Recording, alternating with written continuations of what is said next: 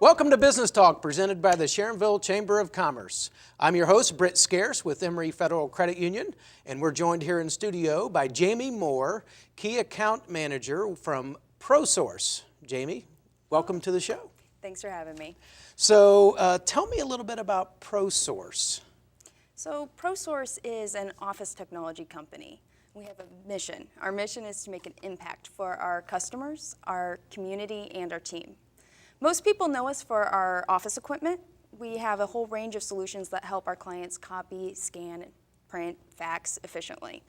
But we're actually bringing that same focus on efficiency to our technologies team and document automation team. That's what I'm a part of. Okay.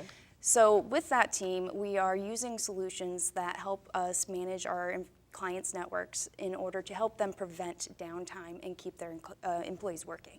Okay. So tell me how you prevent those problems. What could go wrong with technology? Right. Really? I mean, what could possibly go wrong? Not a thing. No. So we are actually proactively monitoring and maintaining our networks 24/7.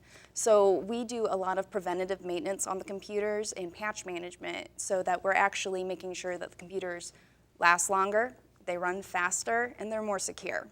The other side of that is the monitoring. So we have solutions in place that are going to alert us if there's a potential problem in the network. About a month ago, we brought on a new client. They're a local plumbing company. About a week into monitoring their network, we got an alert that their hard drive in their server was about to fail, which could potentially cause them some headaches. Yeah, so you can get an alert like before it fails. Yeah, so before it fails, the computer usually knows it is having a problem, but it's buried somewhere in an error log that no one ever knows. So we got an alert that the hard drive was going to go bad, and we were able to order and replace it before the client even knew there was an issue. Wow, that's pretty slick. It's pretty cool. Yeah. So the VCIO and I went in and met with the client a few weeks later and talked to them about what had happened and how we'd fixed it. And the customer really likes that we're able to worry about their technology so that they can just focus on doing their business. That's great. Now you said a term here, VCIO. So what is that? Thank you. A VCIO is a Virtual Chief Information Officer. Oh, wow. So with our managed network services, each client is actually assigned a Virtual Chief Information Officer. And this is a high-level engineer who understands technology, but also understands how it's applied in business. Okay. And it's their job to sit down with the customers and build a technology roadmap, which is a plan that aligns the technology that we put into place with the company's business goals, which makes for smart technology budgets. Yeah, that's great. Now, does the client work directly with the VCIO? I mean, directly, or they call them when there's a problem and that kind of thing, or do they call you up? So that's a good question. So the VCIO is more of the quarterback for the technology team. Ultimately, it's their responsibility to make sure that everything's running effectively and that the client's not having problems. Okay. But if a user has a situation where they need a little bit of help with an issue on their computer, all of our clients actually have a little icon on their computer that they can click, which opens a chat window and connects them to an engineer. Now that's really good. It's pretty cool. So instead of calling for IT support and begging for help. Well, sitting on hold with music and... Right. Yeah. oh, let me go find the VCIO. I think he's in a meeting right now. Yeah. None of that. They're actually connected immediately with wait times under a minute to 5 minutes on the long end. Okay. And they're able to get support when they need it. They can show the engineer what's happening. The engineer can remote in and fix the problem. Oh, wow. All within a few minutes. That's nice. Do they usually have to ask people questions like, is it on? Right. Have you rebooted? Yeah. Since it's actually a great system, so since you're actually remoting into the computer that's having the problem, the engineer can see exactly what's going on, and that takes out some of the translation problems that sometimes happen between IT and non-IT folks, just out of the picture completely. Yeah, I mean, because you have some of us that have no idea what that person's saying on the other end of the line. Though I work for a technology company, I'm one of the worst abusers of the support desk, so I definitely understand that. How does this work? Yeah. So are there particular common technology issues that a lot of companies face that you guys deal with? Yeah, so companies vary widely in what they do, so each one is unique, and so is the business plan that we put together for them. But anyone who has a computer these days has to be worried about some things. One of those is security.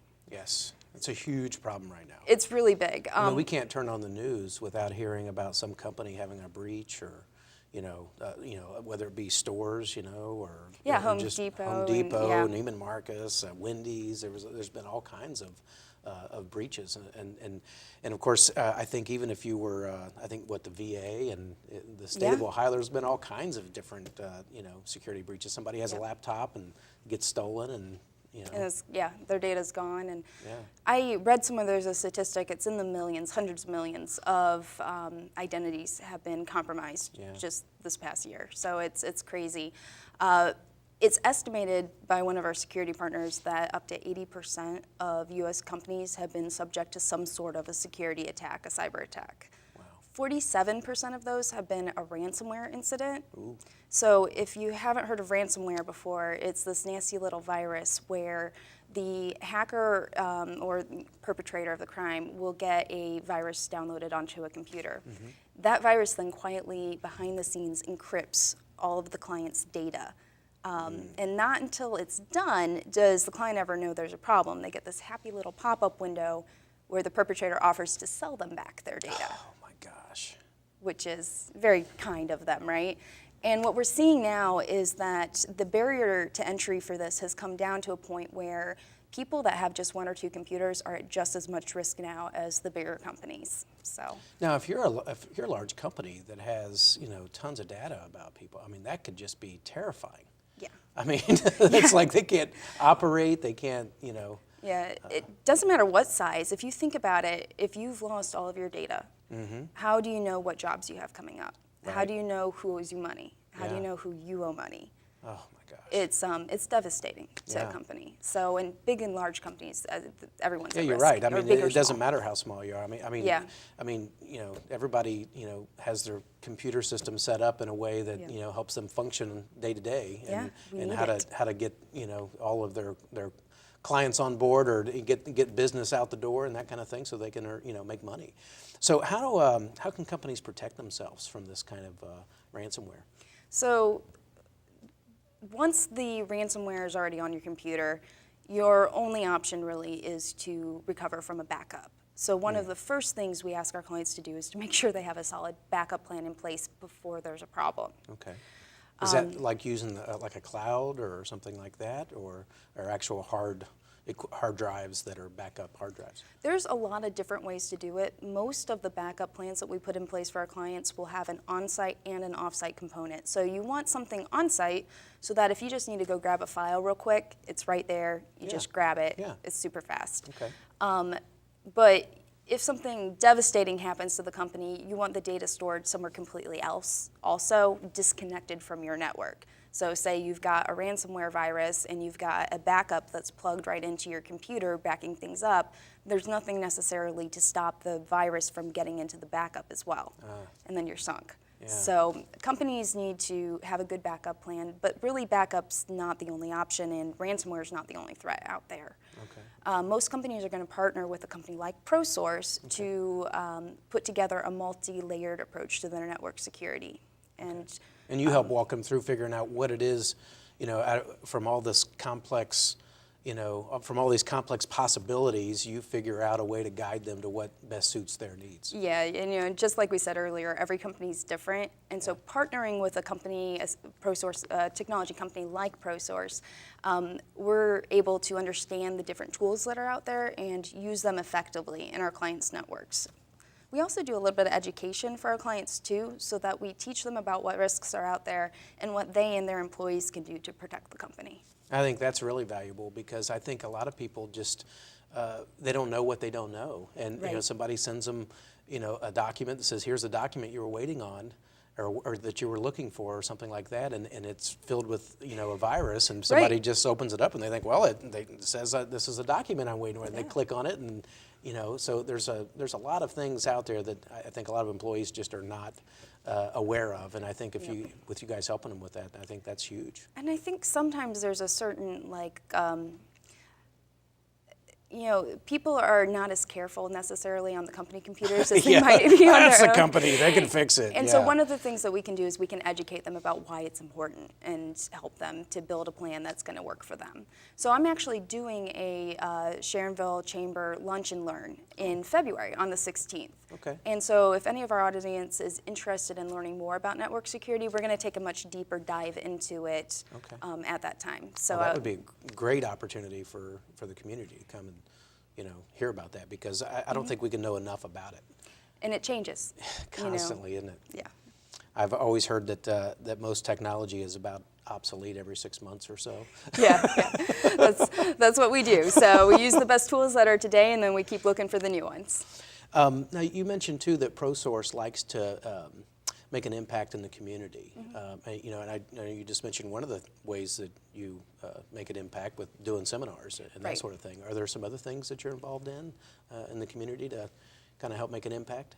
Yeah, absolutely. So Prosource strongly encourages their employees to just get out into the community and volunteer. So we are constantly encouraged to do that, even if it takes us away from our jobs. Oh, wow. It's pretty cool, yeah. Yeah, that's great. We do other programs too. Right now we're collecting Christmas gifts for St. Joseph's Orphanage, which is a local Cincinnati orphanage, and we're going to be dispersing those, I think tomorrow they go out. So. That's great.